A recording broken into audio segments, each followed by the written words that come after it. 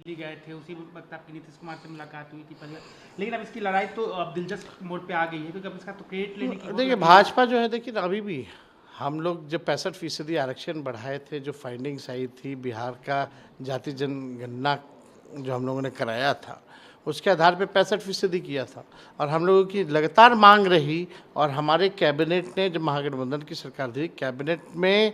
सिफारिश भी भारत सरकार को भेजी थी कि बिहार का जो आरक्षण की सीमा जो बढ़ाई गई है उसको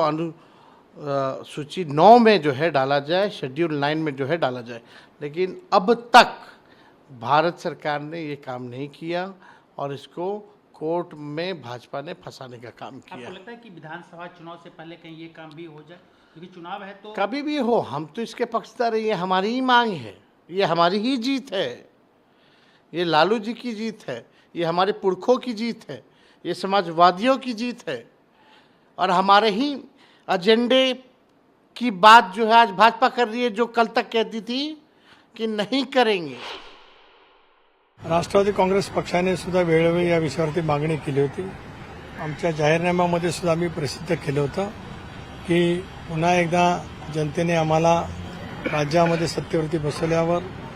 राष्ट्रवादी काँग्रेस पक्षाकडून केंद्र सरकारच्याकडे मागणी केली जाईल आणि आज मी केंद्र सरकारचं मनापासून अभिनंदन करतो, आभार मानतो। आदरणीय देशाचे पंतप्रधान नरेंद्र मोदी साहेब, अमित शाह आणि केंद्रीय मंत्रिमंडळाचे राष्ट्रवादी काँग्रेस पक्षाच्या वतीने मी मनापासून आभार मानतो। तर उद्या बिहारच्या निवडणुका आहेत आणि निवडणुकापुरती घोषणा नसावी, तर ही घोषणा झाल्यानंतर यांचे फायदे जे आरक्षणापासून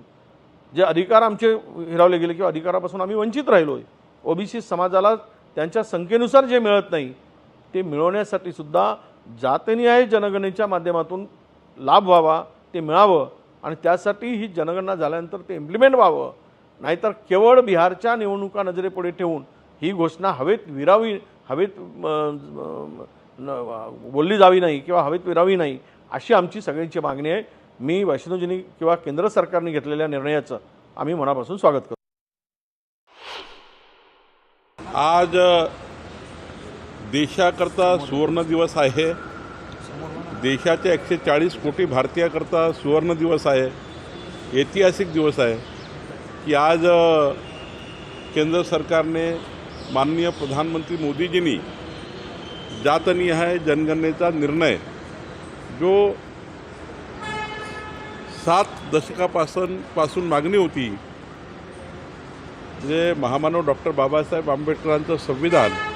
SC ST आणि इतर एवढंच या ठिकाणी जनगणना त्या काळामध्ये व्हायची, पण संविधानाने या ठिकाणी SC ST आणि अदर्स म्हणजे संपूर्ण असंच